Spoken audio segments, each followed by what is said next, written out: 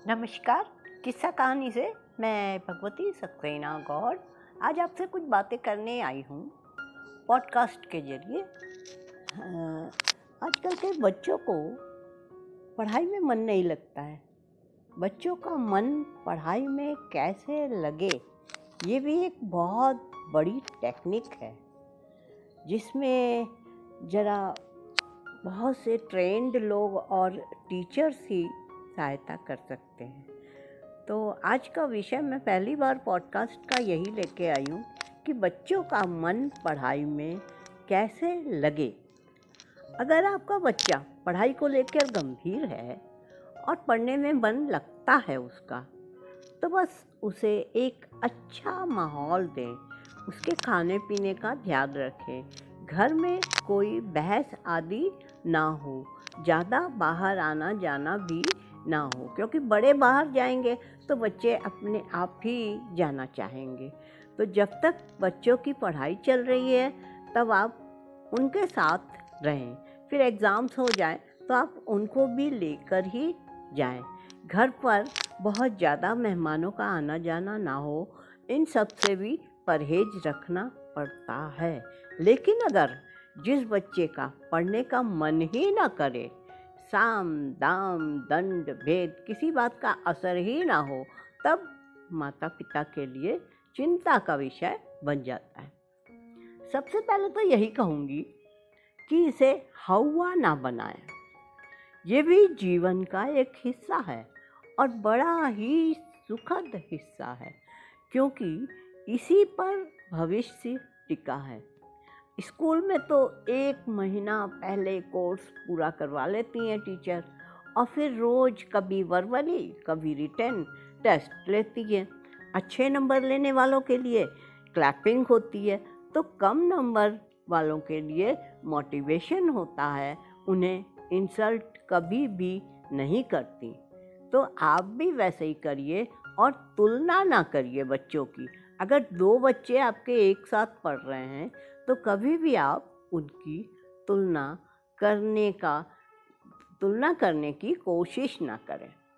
अपने बच्चों को शुरू से पढ़ाई की इम्पोर्टेंस समझाना है, दबाव नहीं डालना है। अगर वो आईआईटी की तैयारी कर रहा है तो उसके खाने पीने पढ़ने का समयबद्ध कार्यक्रम तय किया हुआ होना चाहिए, जिससे उसमें शिथिलता ना आए। डेली उससे संवाद जरूर करें, उससे बात करते रहें कि कैसी पढ़ाई चल रही है। उसको शोर नहीं पसंद तो घर में शांति रखें, इसका ख्याल हमेशा रखें।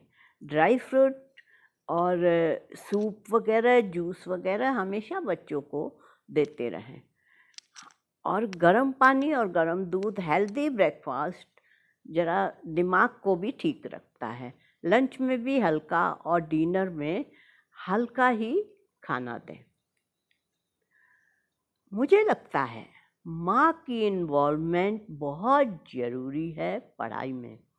मैं ये कहना चाहूँगी मदर्स से कि वो ये ना सोचें कि बच्चे को पढ़ने बैठा दिया, वो अपने आप पढ़ लेंगे। आपको पूरा ध्यान देना होगा कि वो क्या पढ़ रहे हैं, उनके साथ डिस्कस करिए। उनकी पढ़ाई, उनके सब्जेक्ट्स जब तक छोटे हैं तब तक तो सभी कर लेते हैं, तब तक सब कुछ समझने की कोशिश करिए।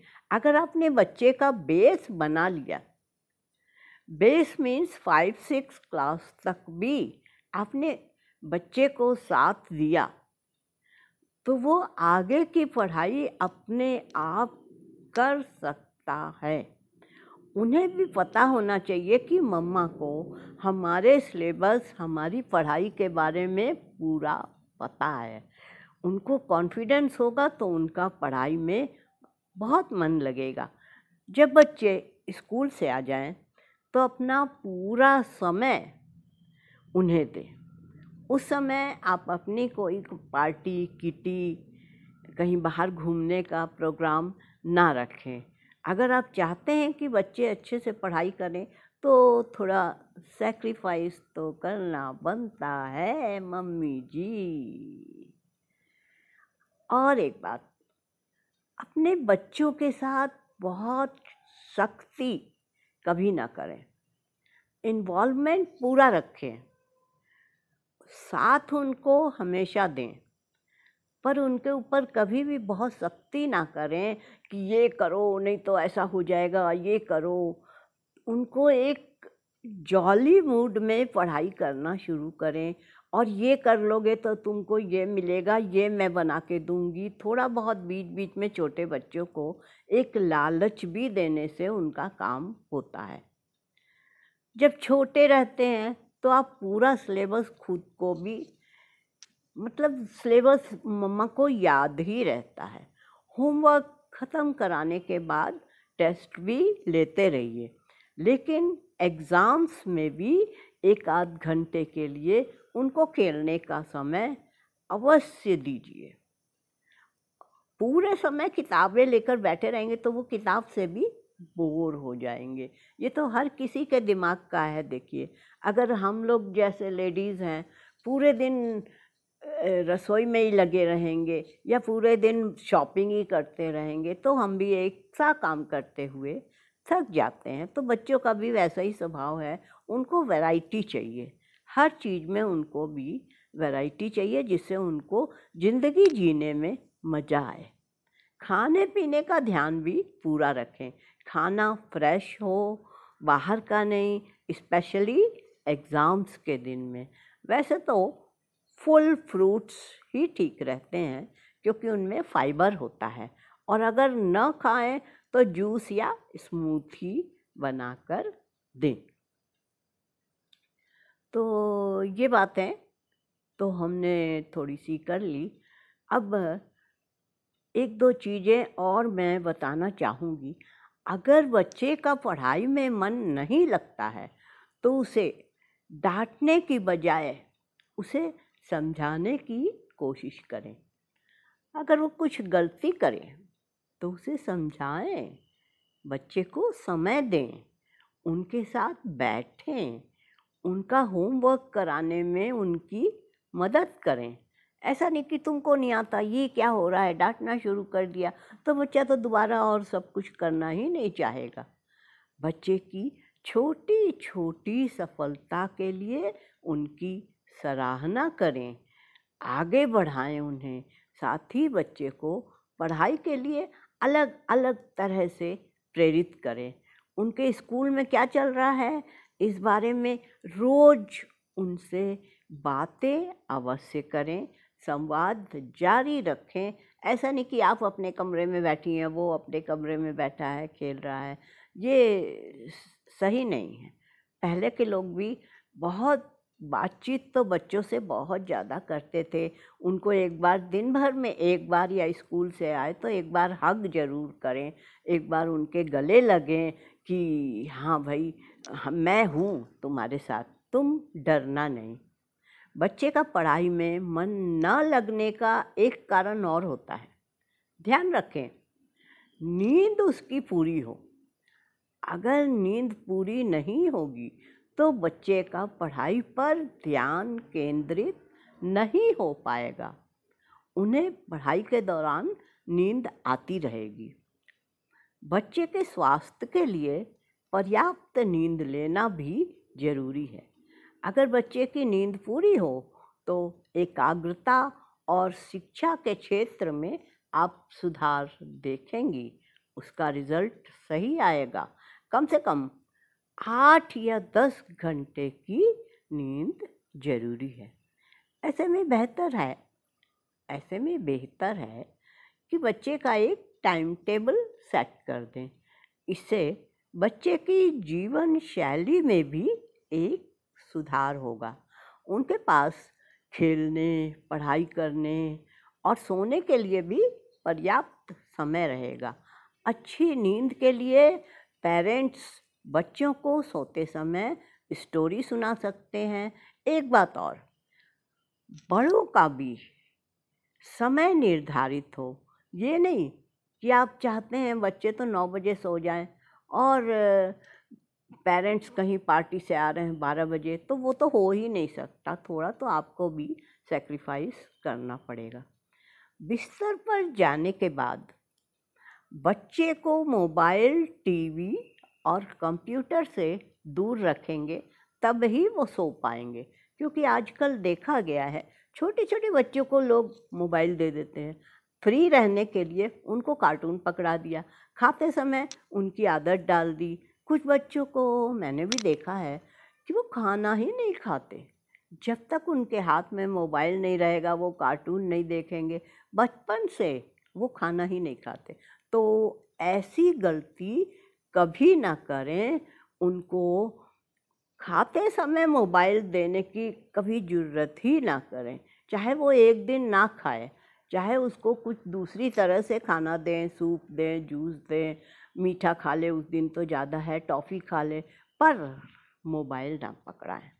यूँ तो बच्चों का मन पढ़ाई में न लगना एक सामान्य सी क्रिया है, लेकिन अगर ये समस्या अत्यधिक हो तो माता पिता के लिए चिंता का कारण भी बन जाती है। बच्चों की पढ़ाई को लेकर माता पिता का चिंतित होना गलत भी नहीं है, क्योंकि हर पेरेंट्स आज के समय में चाहता है कि मेरे बच्चे का भविष्य बहुत उज्जवल हो, वो ये बने, ये करे, क्योंकि सबके घर में आजकल एक एक दो दो ही बच्चे हैं। इसी चाह में कई बार वे बच्चों के पढ़ाई में मन न लगने के कारण से बहुत चिंतित हो जाते हैं, उन पर दबाव बनाए रखते हैं।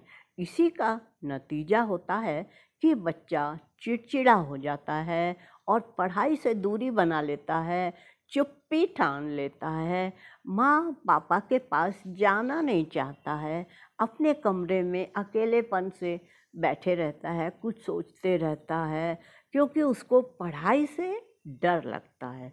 ये डर, ये शब्द आपको उसके जेहन से निकालना है, क्योंकि अगर डर रहेगा तो वो आगे कैसे बढ़ेगा, बढ़ ही नहीं पाएगा आगे। ये डर ही उसको पूरी तरह से बेकार कर देगा। इसलिए बच्चे को कभी भी डरने मत दीजिए, उसको आप बाहर ले जाइए, अपने साथ बॉल खिलाइए, पार्क में घुमाइए, आइसक्रीम खिलाइए, कुछ न कुछ करके उसको अपने नज़दीक करिए और पढ़ाई के बारे में उसको बताते रहिए कि मैंने भी पढ़ा है, पापा ने भी पढ़ा है, सबको पढ़ना पड़ता है। बच्चों को कभी भी डांट फटकार न लगाइए, पढ़ाई के लिए खासकर, और दूसरी चीज़ों के लिए आप कुछ भी करिए, पर पढ़ाई के लिए उन पर कोई दबाव मत डालिए। बच्चे का मन बहुत ही कोमल और चंचल होता है, ऐसे में उन पर जोर ज़बरदस्ती करके आप कुछ नहीं करवा सकते। आप चाहेंगे कि हम उसको मारेंगे, उसको ज़बरदस्ती करेंगे तो वो ज़्यादा अच्छे नंबर लाएगा, ये गलत है। आपकी सोच यहाँ गलत है, उसके नंबर और कम हो जाएंगे, उसका पढ़ाई की तरफ से मन हटेगा। और बच्चे का अगर पढ़ाई में मन लगाना है तो उसकी धीरे धीरे थोड़ी थोड़ी तारीफ़ करें, क्योंकि हर बच्चे में कुछ खूबी होती है, वो कुछ तो अच्छा करता ही है।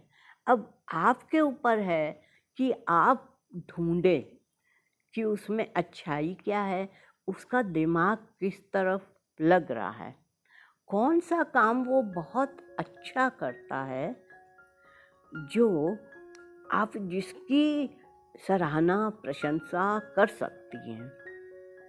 ये आपके लिए टेस्ट है।